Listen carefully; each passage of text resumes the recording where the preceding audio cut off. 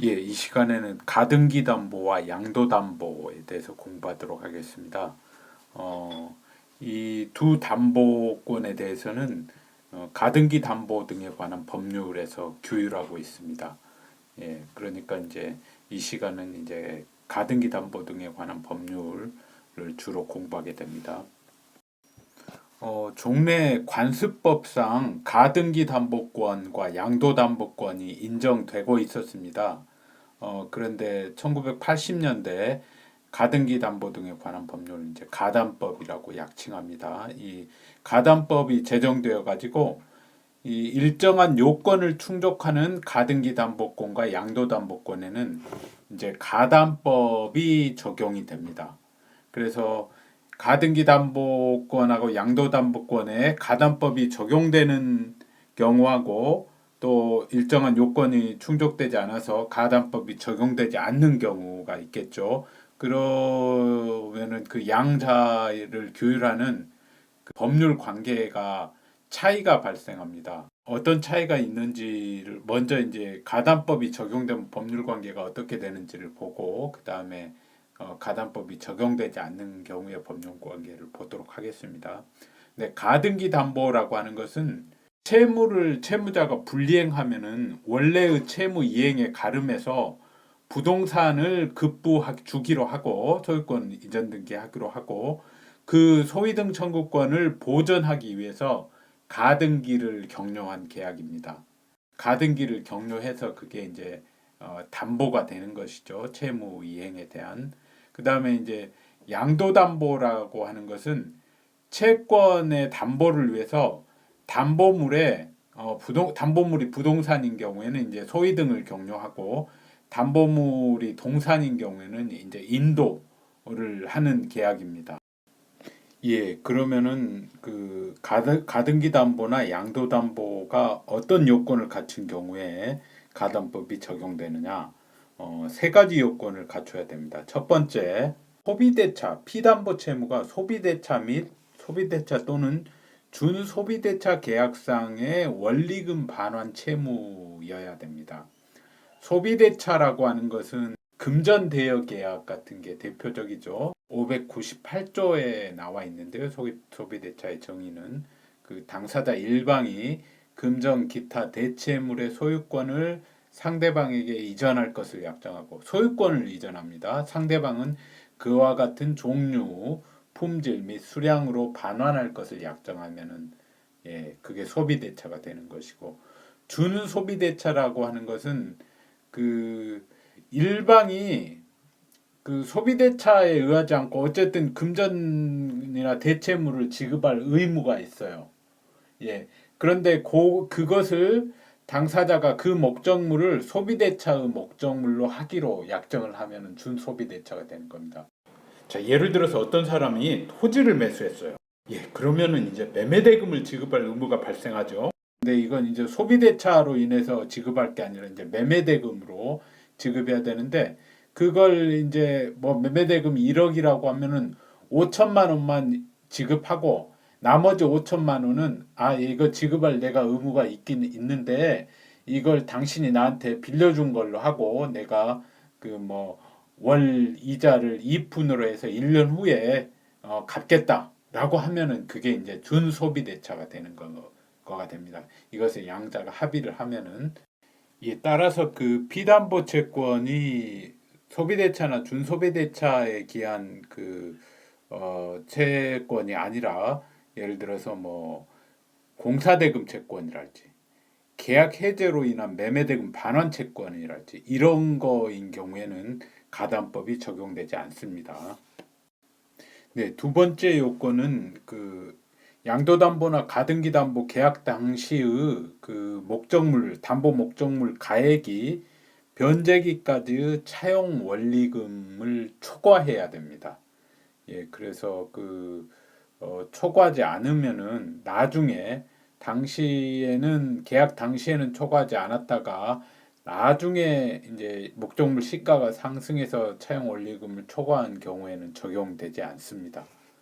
예, 그리고 뭐 이와 관련돼서 교재에 다른 사항들이 잘 나와 있으니까 교재를 잘 읽어보시기 바랍니다. 그다음에 이 세 번째 요건은 소유권 이전 등기나 또는 그 가등기가 격려되었어야 됩니다. 그래서 뭐 동산 같은 것은 그럴 여지가 없죠. 등기가 그 요건이 아니니까, 그 권리 변동의 요건이 아니니까. 그다음에 뭐 채권도 마찬가지고, 그다음에 뭐 주식 같은 것도 마찬가지고. 그래서 이런 것들을 동산이나 채권, 주식에 대해서는 가담법이 적용될 여지가 없습니다. 부동산에만 적용이 되는 겁니다. 네, 그러면은 가담법이 적용되는 가등기 담보의 그 담보권 실행 방법을 보도록 하겠습니다. 담보권 실행 방법은 크게 세 가지입니다. 귀속 청산, 경매 신청, 채권 신고, 이 세 가지입니다. 귀속 청산이라고 하는 것은 청산 절차를 거친 다음에 담보권자가 목적물 소유권을 취득하는 것을 말합니다. 자신에게 귀속시킨다는 말이죠. 그 다음에 그 경매 신청을 할 수가 있습니다. 채무자가 채무를 불이행하면은 이렇게 귀속 청산도 할 수 있지만 저당권과 마찬가지로 경매를 신청할 수 있어요. 그 다음에 자신 말고 다른 제3자가 이 목적물에 대해서 경매를 신청했을 때는 채권 신고라는 것을 하면은 배당을 받을 수 있습니다. 우선 변제권이 있는 그 임차권자가는 배당 요구라는 것을 할 수 있다고 했죠. 예, 근데 여기서는 이제 채권 신고라는 것을 하는 겁니다. 네, 그러면은 이 귀속 청산의 절차를 보도록 하겠습니다. 우선은 그 실행 통지라는 것을 해야 됩니다. 채무 불이행이 발생하면은 누구한테 실행을 통지하느냐? 채무자 등에게 해야 됩니다.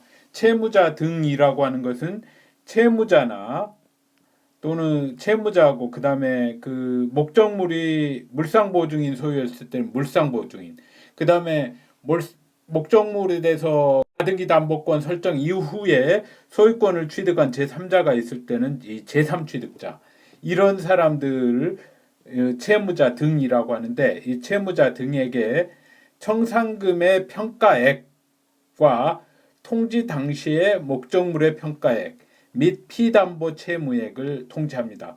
그래서 뭐 목적물 가액 그 시가가 내려갔을 때는 청산금 평가액이 하나도 없을 수도 있죠. 청산금 평가액이라는 것은 통지 당시의 목적물 가액에서 피담보 채무액 및 선순위 담보권의 피담보 채무액을 뺀 금액입니다. 예. 그리고 이제 그 선순위 담보권이 있는 사람들은 그 귀속 청산을 해서 담보권자가 가등기 담보권자가 목적물 소유권 취득하더라도 여전히 그 선순위 담보권은 행사할 수 있죠. 저당권 같은 경우에. 그러니까 그 피담보 채무액도 빼야죠. 그다음에 두 번째로는 이 실행 통지 후에 실행 통지가 채무자 등에게 도달한 때에는 그다음에 이 후순위 권리자에 대한 통지를 합니다. 이 후순위 권리자는 자기보다 가등기 담보권자 이후에 뭐 저당권을 설정받았다할지 뭐 이런 사람들이죠.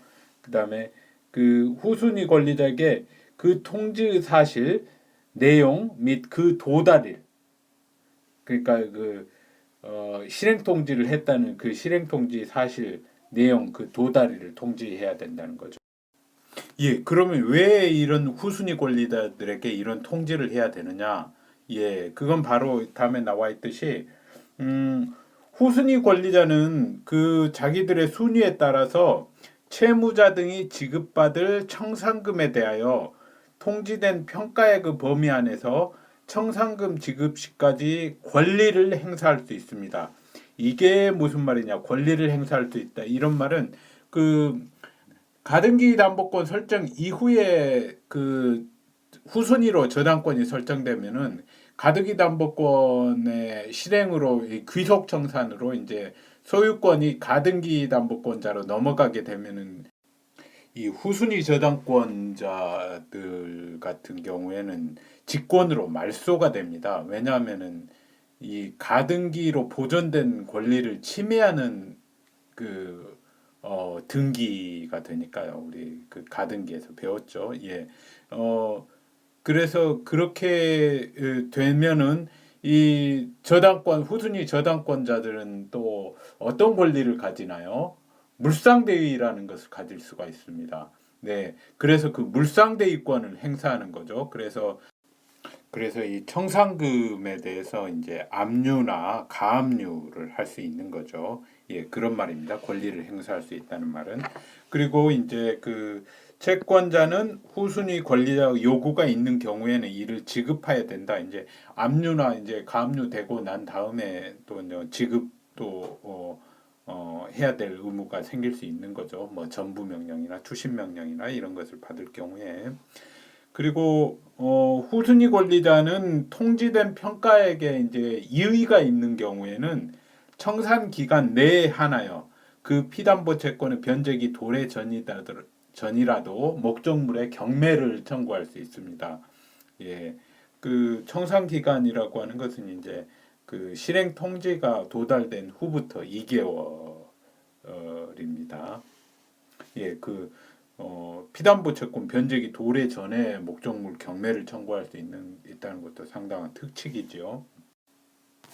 예, 이 실행 통지하고 후순위 권리자에 대한 통지는 둘 다 이제 귀속청산 절차이긴 한데 실행 통지를 하지 않으면은 이 채무자, 물상보증인, 소유권 취득한 제3자 이 사람들에게 다 하지 않으면은 물론 뭐 채무자하고 소유권 취득한 제3자만 있을 수 있고 또는 뭐 채무자하고 물상보증인이 있을 수 있고 하여튼 이 한 사람에게라도 빼뜨리면은 이 청산 기간이 이 경과가 안 됩니다. 진행이 안 됩니다. 그래서 이제 그 소유권 이전 등기 청구도 할 수가 없어요. 2개월이 지났다고 하더라도. 그리고 설사 뭐 어떤 저기로 해서 소유권 이전 등기가 됐다고 하더라도 청산금 지급하고 그다음에 소유권 이전 등기도 했다고 하더라도 소유권이 취득된 게 아니에요. 등기가 이전이 됐다고 하더라도 이 실행 통지를 빼먹고 하면은 예. 그런데 이 후순위 권리자에 대한 통지는 이걸 하지 않았으면은 소유권은 이제 취득할 수 있어요. 뭐 청산 이런 거 할 수 청산하고 절차 기간 경과하고 하면은 근데 후순위 권리자에게 대항을 하지 못해요. 그래서 후순위 권리자가 나한테 내가 받을 금액 달라 하면 줘야 됩니다. 그리고 후순위 권리자가 또 뭐 청산금에 대해서 이의가 있으면 또 청산 기간이 경과되지 않은 거니까 후순위 권리자에게는 목적물 경매도 청구해 버릴 수 있고요. 그렇습니다. 그런 차이가 있습니다. 예, 그리고 귀속 청산의 마지막 절차가 이제 이런 청산 기간이 경과되면은 청산금을 지급하면서 동시행 관계죠. 목적물 인도와 소위 등을 청구를 할 수가 있습니다. 채무자 등에게 목적물 소유자에게 이제 지급하는 거죠. 네, 목적물 소유자는 뭐 제3 취득자도 될 수 있고 뭐 채무자가 그대로 목적물 소유하고 있을 수도 있고 뭐 물상 보증인이 될 수도 있고 그렇습니다. 예, 그다음에 가등기 담보권자가 귀속 청산 대신 이런 앞에 말씀드린 그런 목적물 경매도 청구할 수 있고요. 목적물 경매 시 가등기 담보권은 이제 저당권으로 본다는 규정이 가담법에 있습니다. 예, 마지막으로 이제 그 담보권 실행 방법 마지막 채권 신고인데요. 채권 신고는 언제 하느냐? 예, 이건 청산금 지급 전에 제3자에 의해서 경매 신청이 있으면은 그때는 이제 귀속 청산을 할 수가 없습니다. 본등기 청구를 할 수가 없습니다. 그래서 그때는 이제 우선 변제를 배당에 참가해서 우선 변제를 받을 수 있는데 왜냐하면은 담보 가등기 권리는 가담법이 적용되는 담보 가등기 권리는 최선순위라 하더라도 경매가 되면 소멸하거든요. 가담법이 적용되지 않는 담보 가등기 권리는 최선순위면 소멸하지 않는데 적용되는 경우는 이제 소멸합니다. 그래서 우선 변제를 받아야 되는 거죠. 순위에 따라서. 예. 그래서 이제 이 다음 화면에 볼 채권 신고라는 것을 하게 됩니다. 예, 채권 신고는 법원이 신고하도록 이제 가등기 권리자에게 최고를 하거든요. 법원이 경매 개시 결정을 내렸는데 개시 결정 전에 가등기가 되어 있으면은 일단은 그 가등기 권리자에게 가등기가 담보 가등기인지 아니면은 그냥 통상의 가등기인지 여부와 그다음에 담보 가등기라면은 그 내용 뭐 채권의 전부 원인 금액을 신고하도록 합니다. 이걸 이제 채권 신고라고 하죠. 그래서 어떤 가등기가 담보 가등기인지 여부는 그 등기부상 표시 뭐 등기부상 표시에 그냥 뭐 매매 예약이라고 하거나 또는 등기를 할 때 주고받은 서류 종류 거기도 역시 뭐 매매 예약에 관한 그런 계약서 이런 거에 의해서 형식적으로 결정한 게 아니고 거래의 실질과 당사자 의사 해석에 따라서 결정하고 합니다. 그래서 등기부의 등기 원인이 가등기 담보권 설정 계약이 아니라 매매 예약으로 기록돼 있더라도 담보 가등기로서 효력이 있을 수 있거든요. 그래서 일단은 이렇게 그 담보 가등기냐 아니면은 그냥 보통의 가등기냐라고 물어봅니다. 채권 신고를 하도록 최고를 합니다. 그래서 그에 응해서 이제 이건 담보 가등기입니다라고 신고를 하면은 배당을 받을 수 있는 겁니다. 그리고 이제 이게 만약에 이 담보 가등기가 경매 개시 결정 이후에 그 경료된 경우에는 법원이 이 채권 신고를 하도록 최고를 하지 않습니다. 이런 경우에는 이제 배당 요구를 해서 이제 받을 수 있는데 그건 참고로만 알아두시고 채권 신고까지만 알아두시기 바랍니다. 가담법이 적용되는 양도담보를 보도록 하겠습니다.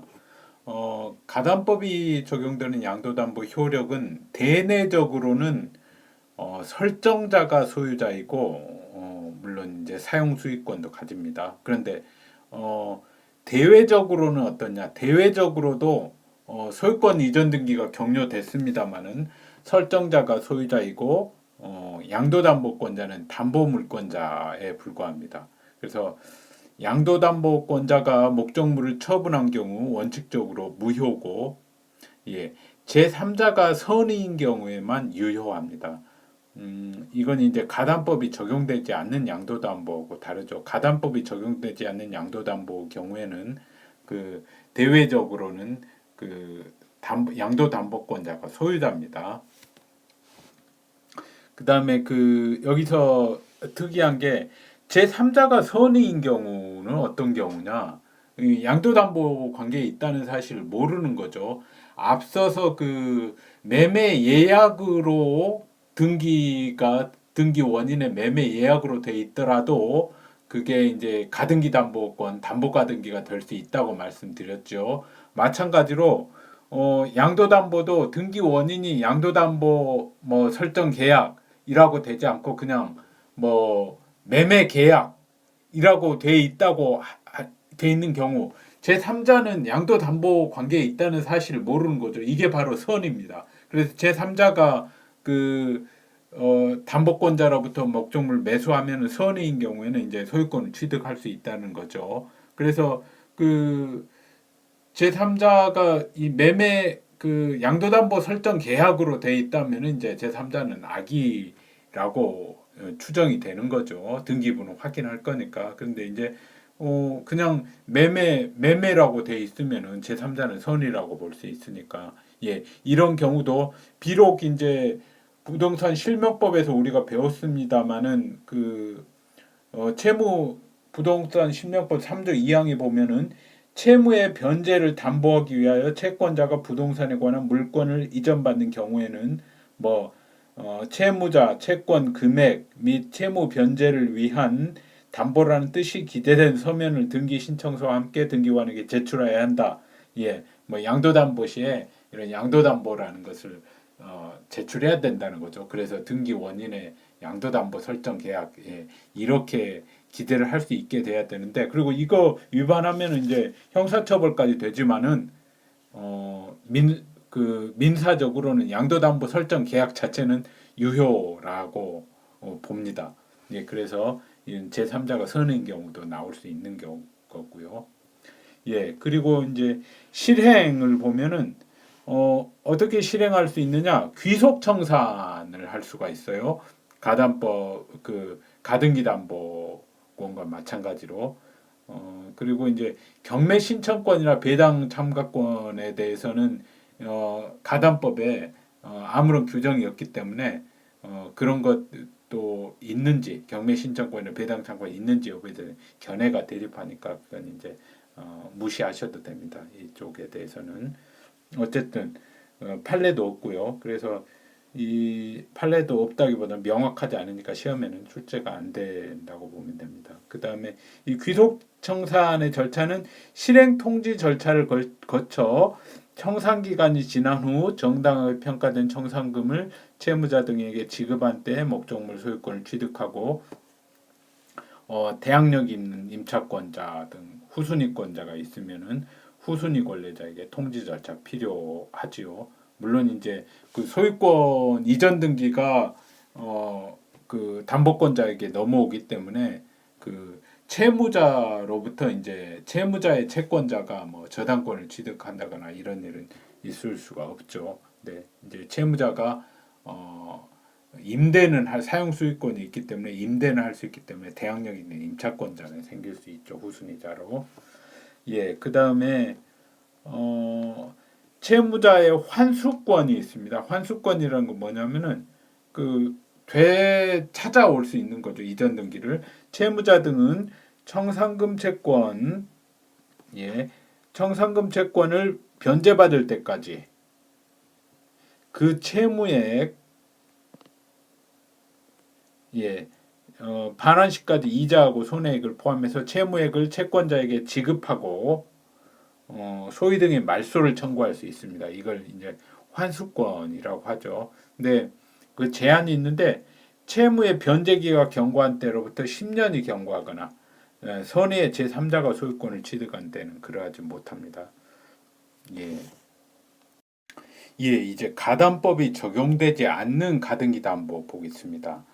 말씀드렸듯이 가담법이 적용되는 담보가등기는 경매되면 소멸하는데 이 가담법이 적용되지 않는 담보가등기는 순위보전 가등기와 마찬가지로 이 최선순위인 경우에는 소멸하지 않습니다. 그 담보 실행 방법은 가담법이 적용되는 경우는 이제 귀속 청산만 할 수 있는데 그 귀속 청산하고 이제 그 뭐 채권 신고, 경매 신청이죠. 근데 이 가담법이 적용되지 않는 거에 대해서는 처분 청산도 인정이 됩니다. 처분 청산이라고 하는 것은 그 목적물을 제3자에게 처분해 가지고 그 대가에서 채권의 만족을 얻는 것을 말합니다. 예. 그래서 채권자는 일단은 채무 불이행이 발생하면은 가등기에 대한 본등기를 마치고 목적물 인도 받은 후 처분 청산이나 귀속 청산을 합니다. 그다음에 이 동시이행 관계에 있잖아요. 이 본등기 및 목적물 인도 청구하고 청산금 채권하고 일단 채무 불이행이 발생하면은 본등기 및 목적물 인도부터 해줘야 되고 그 다음에 나중에 청산금 달라라고 청구를 할 수 있을 뿐입니다. 다음에 판례는 이 환수권도 인정합니다. 채무자의 환수권. 가담법이 적용되는 가등기 담보에 대해서는 양도담보에 대해서는 가담법에서 환수권을 인정하는데 10년의 제한 두고 뭐 선의 제3자가 취득하기 전에 근데 그 가등기 담보권에 대해서는 환수권에 대해서 언급이 없는데 가담법이 적용되지 않는 가등기 담보에 대해서 판례가 환수권을 인정하고 있습니다. 정산 절차를 마치기 전에는 채무자는 언제든지 채무를 변제하고 채권자에게 이 가등기 또는 뭐 본등기가 됐다고 하더라도 정산 절차 전에 이 본등기가 됐다고 하더라도 본등기의 말소까지 청구를 할 수가 있다고 봅니다. 뭐 소유자가 여전히 그 정산 절차 또는 뭐 청산 절차 같은 말입니다. 소유자니까는 그 소유권에 기해서 할 수 있는 거겠죠. 예, 당연히 인정되는 건데 어쨌든 이거 판례가 명시적으로 인정을 한 바 있습니다. 환수권. 예, 이제 이번에는 가담법이 적용되지 않는 양도담보를 보겠습니다. 이런 양도담보는 뭐냐면은 채권 담보의 목적으로 소유권을 이전하면서 채무자가 피담보 채무를 변제하면 그 소유권을 채무자에게 반환하되 채무자가 변제하지 않은 경우에는 목적물 가액과 채무의 그 정산 후 채권자가 목적물 소유권을 확정적으로 취득하기로 하는 계약입니다. 예, 예를 들어서 갑이 을에게 받을 공사대금 채권, 이게 뭐 소비대자 때문에 가담법이 적용돼 버리죠. 공사대금 채권의 담보로 을 소유 토지의 소위 등을 경료받고 을이 변제하면 그 등기를 말소해주고 변제기를 도구하면 정산 절차를 거쳐 토지 소유권을 확정적으로 취득하기로 하는 계약입니다. 예, 뭐 양도담보 계약하고 이제 소위등이 경료되는 거죠. 소위등에서 뭐 양도담보 설정 계약 등기 원인이 그렇게 될 수 있고 그냥 뭐 매매라고 될 수도 있습니다. 등기 원인은 실질적으로 그게 이제 당사자의 실질적으로 그게 양도담보 여부냐에 따라서 양도담보냐 아니냐가 결정되는 거죠. 말씀드렸듯이. 예, 효력은 그 대내적으로는 설정자가 소유자이고 양도담보권자는 대내적으로는 담보계약에 따른 권리만 가집니다. 그리고 목적물 사용 수익권은 원칙적으로 설정자가 가지고요. 근데 대외적으로는 양도담보권자가 소유자입니다. 그래서 제3자에게 처분한 경우 제3자가 양도담보 관계에 있음을 알았는지 여부 선악을 불문하고 유효합니다. 악이라고 하더라도. 예. 뭐 부실법에서 양도담보의 처벌 규정 두고 있다. 이건 아까 말씀드렸고 그리고 그 다만 제3자가 양도담보권자의 배임 행위에 적극 가담한 경우 그럴 경우에만 무효입니다. 그냥 양도담보 관계에 있음을 안 것에 불과한 경우에는 유효한데 그거 알고도 나한테 팔아라고 적극적으로 권유해서 사게 된 경우 그런 경우에는 이제 적극 가담한 경우로서 무효라는 겁니다. 배임 행위라는 것은 이제 그 내부 관계에서는 팔아 넘기지 않아야 될 그런 의무가 있는데 그 의무에 위반하니까 형사적으로는 배임죄로 처벌이 됩니다. 그래서 이 배임 행위에 적극 가담한다 이런 표현이 나오게 된 겁니다. 예, 그 담보권 실행 방법은 이것도 마찬가지로 역시 이 처분 청산도 인정이 됩니다. 제3자에게 처분하는 그리고 그 처분이나 귀속 후 목적물 가액과 피담보 채권의 그 차액을 정산할 필요가 없다고 약정하는 것도 판례는 가능하다고는 합니다. 근데 판례는 이 양도담보나 가등기담보 약정은 특별한 사정이 없는 한은 정산 절차를 거치기로 하는 약정으로 해석돼야 한다.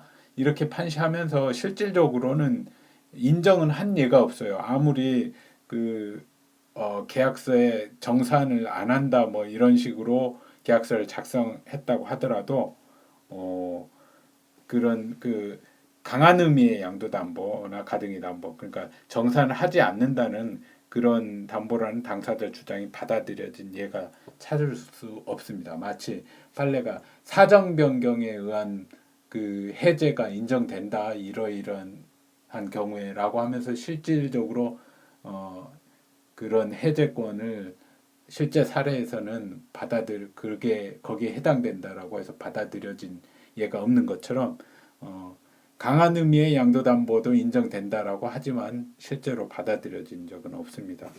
그래서 양도담보라고 하면 정산을 해야 된다 이렇게 생각을 하셔야 됩니다. 물론 이제 뭐 그 우리 공인중개사 시험에 강한 의미의 양도담보도 인정될 수 있다라고 나오면 그건 옳은 것이죠. 옳은 판례가 그렇게 말을 하고 있으니까 마찬가지로 그 사정 변경에 의한 해제권도 판례가 인정은 하는 거죠. 원칙적으로. 예, 그다음에 계약 시 목적물의 시가가 채권 원리금에 미달한 경우도 마찬가지이니까 정산을 해야 되니까 부족분이 있으면 이제 오히려 채무자에게 더 청구를 할 수가 있습니다.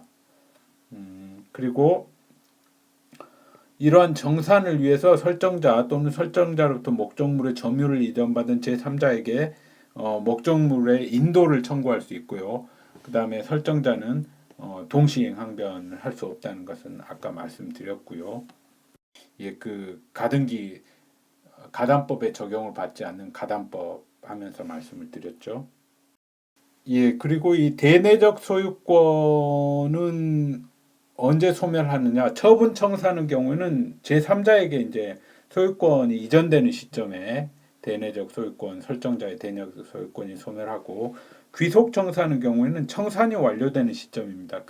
즉 담보 부동산을 적정 가격으로 평가한 후 그 대금으로서 원리금에 충당하고 나머지 금원을 반환하거나 평가 금액이 피담보 채권에 미달하는 경우에는 미달하는 경우에도 이렇게 그 통지를 항상 해야 됩니다. 채무자에게 그와 같은 내용의 통지를 한 시점, 그때 이 대내적 소유권이 소멸합니다. 그 다음에 설정자는 그 대내적 소유권 소멸 시점 전에는 언제든지 그 가담법 적용 경우는 10년의 제한이 있었는데 이건 언제든지 피담보 채권 전액을 변제하고 소위 등의 말소 청구가 가능합니다. 이는 대내적 소유권에 기한 물권적 청구권이니까 소멸시효에 걸리지 않고요.